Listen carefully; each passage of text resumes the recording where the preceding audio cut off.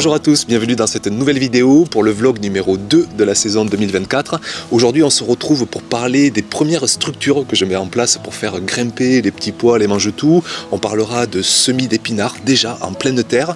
Et en parlant des épinards, on verra aussi des repiquages, des semis que j'avais fait sous abri. On parlera de premiers semis de radis. On va parler aussi de fumier. On fera un point sur le fumier frais que j'ai apporté cet automne et puis des plantations d'échalotes aussi. Le programme est chargé, alors en avant pour cette nouvelle vidéo.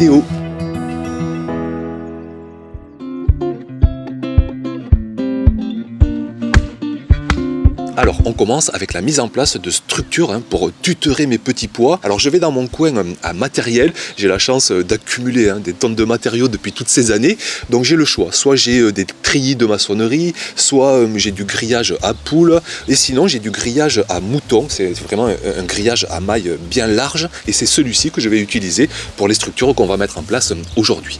Donc niveau piquet, là il me faut aussi vraiment des piquets bien solides, donc je vais prendre des chevrons de mes anciennes structure au potager. D'ailleurs je vais retailler à la scie sauteuse vite fait pour faire des belles pointes au bout, et ces chevrons donc ils vont me permettre d'accrocher dessus les grillages à moutons.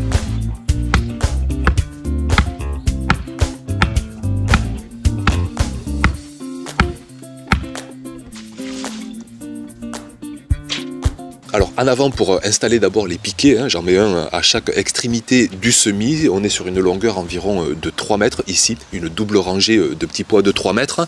Je prends mon escabeau, alors attention, ne recopiez pas mes gestes, normalement il ne faut pas monter tout en haut d'un escabeau, c'est pas très sécuritaire. Et ensuite je déploie mon grillage à moutons. Alors je sais jamais trop les longueurs que j'ai, parfois j'ai 3 mètres, 4 mètres, 5 mètres.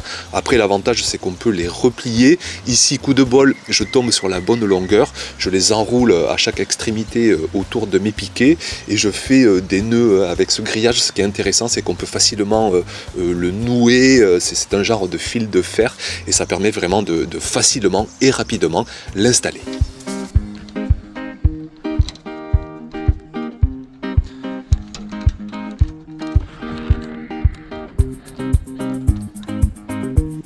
Et puis autre structure sur ma nouvelle extension, cette fois-ci pour un semis de mange-tout, donc exactement le même principe. Je mets en place des piquets, je mets mon grillage à moutons au milieu des 2 rangées de semis de mange-tout. Alors cette fois-ci pas de bol, la longueur du grillage que j'ai pris est un peu trop courte, mais c'est pas grave, je mets mon chevron à cet endroit et je rajoute ensuite un autre piquet et je rajoute un bout de grillage. J'en ai de toutes les longueurs vraiment, donc je rajoute 1 mètre, 1 mètre 50, je sais plus, pour finir la rangée et je tuteur ainsi mes mange-tout et en même temps des mange-tout que j'avais semés 3 semaines plus tôt en godet que j'ai repiqué et qui pourront grimper donc sur ces nouvelles structures.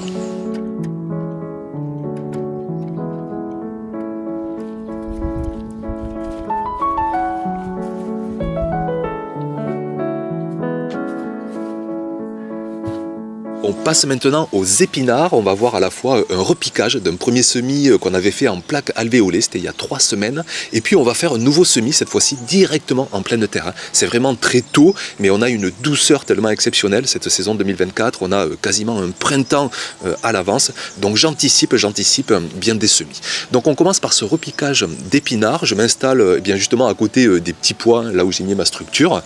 Donc je dépaille le sol, bien ameubli, bien désherbé, bien humide, toujours les mêmes clés de fertilité, un sol bien enrichi cet automne avec divers composts, et je vais pouvoir repiquer tranquillement ces épinards. Donc je me sers d'une plaque de démoulage, j'enfonce ma plaque alvéolée là-dessus et vous voyez ces belles mottes. C'est vraiment l'avantage des plaques alvéolées, c'est qu'on a des mottes, des racines bien protégées, et ça les épinards ils adorent, ne pas être trop bousculés au niveau du réseau racinaire. Donc c'est pour ça que je les conseille de les semer soit directement en pleine terre, soit en plaque alvéolée. Mais il faut éviter des semis d'épinards par exemple en barquette, on n'a jamais de très bons résultats. Donc on est parti, toujours avec attention, tranquillement, sereinement, on repique cette plaque entière d'épinards maintenant en pleine terre.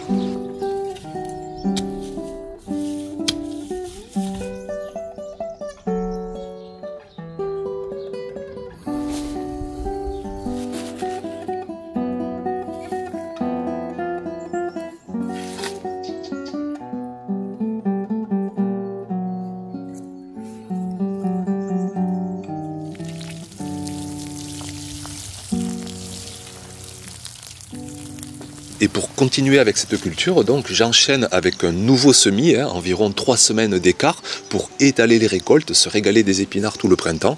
Et cette fois-ci, donc, j'attaque à semer en pleine terre. J'ai un sol qui est à 10 degrés environ, ça suffit pour cette culture. Donc je me mets sur ma nouvelle extension, à côté de fèves, toujours pareil, je dépaille, j'ai un sol bien ameubli, bien propre, bien désherbé, bien enrichi, et je sème. Alors le semis d'épinards, en fait, toutes les densités vont marcher.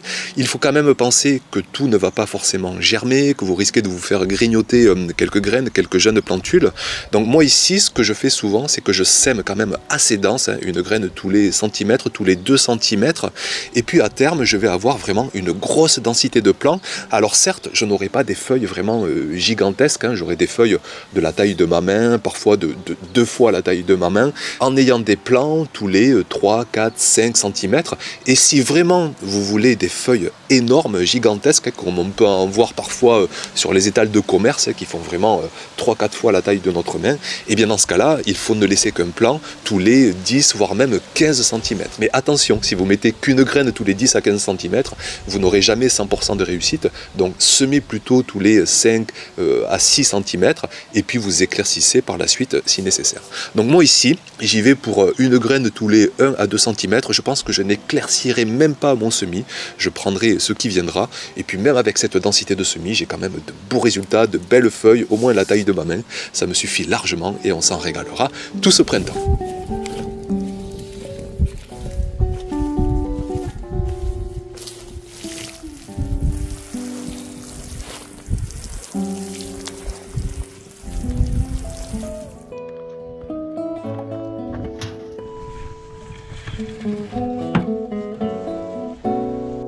On va faire un point maintenant sur le fumier, notamment le fumier frais que j'ai apporté à l'automne dernier, et vous redire quelques mots sur ce sujet. J'ai beaucoup de questions, fumier frais, fumier composté, quand est-ce qu'on l'amène, comment, en quelle quantité.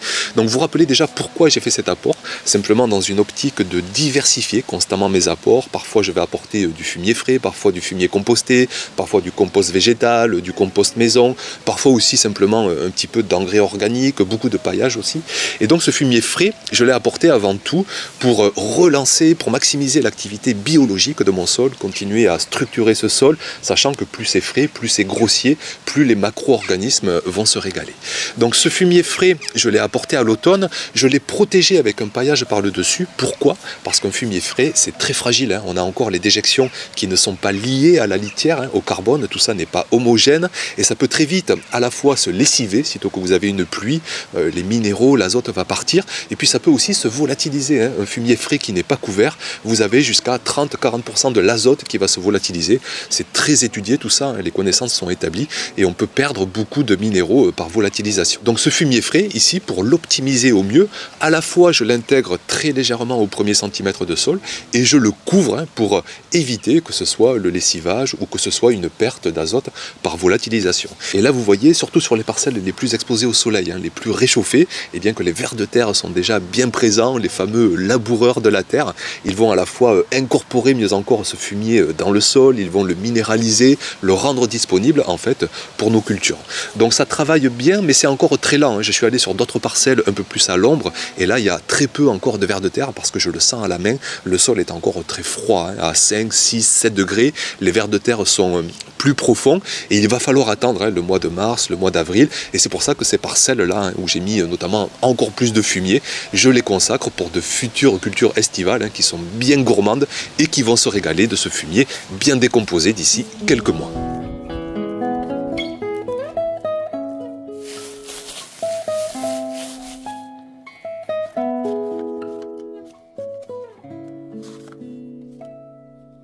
On va maintenant aller semer sous abri quelques plantes aromatiques, 3 belles plantes aromatiques, à la fois le persil, la ciboulette et du basilic pour agrémenter nos salades de tomates. Donc des belles variétés, on les verra plus tard en saison. Je prends des godets ronds à 7-8 cm de diamètre, ça suffit largement.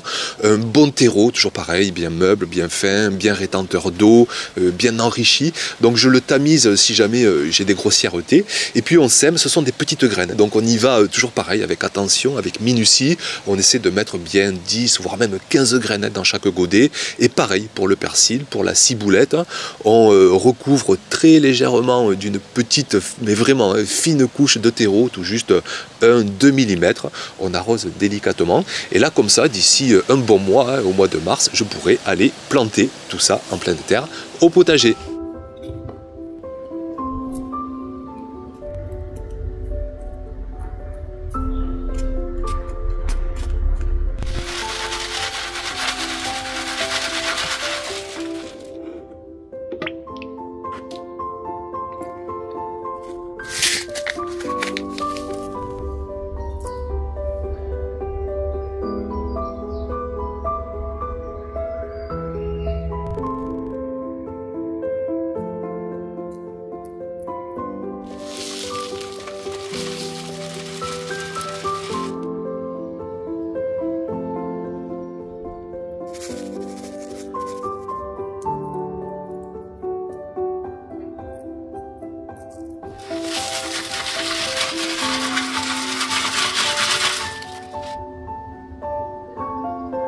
On retourne à nouveau en extérieur, en pleine terre. On va se mettre à côté des épinards qu'on a semés tout à l'heure. Et cette fois-ci, on va semer des radis. Le tout premier semis de la saison. Il y en aura beaucoup, je peux vous le dire. Les radis, vraiment, il faut étaler. On peut en semer 10 fois dans la saison. Donc, tout premier semis, la variété jolie. Ce sont des variétés tout ronds, délicieux. Et pour les semer, alors je trouve que c'est la bonne période. Sous climat doux, bien sûr, sous climat frais, vous pouvez décaler presque d'1 mois. Mais là, sous climat doux, à la fois le sol commence à bien se réchauffer. Et puis surtout, la luminosité est présente. On gagne des minutes chaque jour, le soleil qui passe un peu plus haut, et ça c'est super important, sinon on a des radis qui filent. Moi j'en ai semé plus tôt les anciennes saisons et souvent je les loupe. Mais là on arrive à fin février et ça commence à être bon pour semer les radis sous climat doux.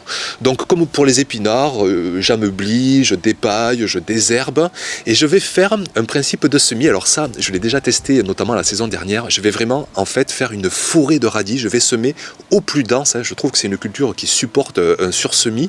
Donc on va vraiment faire en sorte d'avoir des radis tous les centimètres, que ce soit en largeur entre les sillons, que ce soit entre les graines. Donc dans un premier temps, en fait, je fais des sillons un peu espacés. Je mets des graines donc tous les centimètres.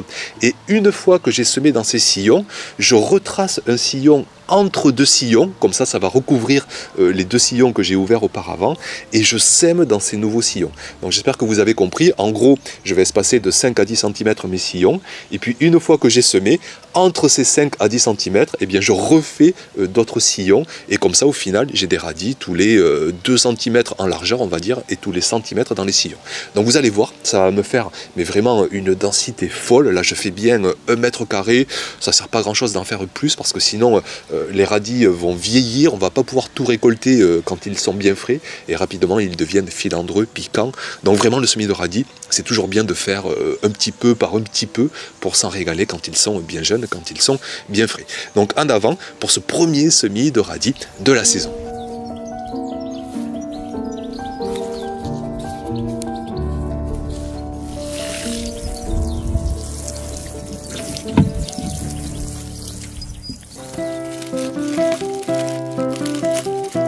Et puis on finit ce deuxième vlog de la saison avec une plantation de bulbilles d'échalotes. Toujours pareil, j'anticipe presque de bien 15 jours sur mon planning habituel. Donc je vais planter 3 belles variétés, des variétés à la fois rondes, la variété Hermine, la variété Red Sun, et puis une variété plus en longueur, plus classique, qu'on appelle cuisse de poulet, la variété Longor. Donc j'installe ça sur ma nouvelle extension, un sol toujours pareil, bien amendé. J'avais apporté notamment du compost végétal en surface que j'ai légèrement incorporé, un sol ni trop humide ni pas assez, donc c'est parfait. Faites attention d'ailleurs si c'est trop humide chez vous, soit vous faites des petites buttes, soit vous patientez tout simplement, parce que si vous avez trop d'eau, vous n'avez pas assez d'air dans votre sol, et l'oxygénation c'est super important pour réussir, que ce soit les semis ou les jeunes plantations. Donc en avant pour la plantation de ces 3 belles variétés d'échalotes.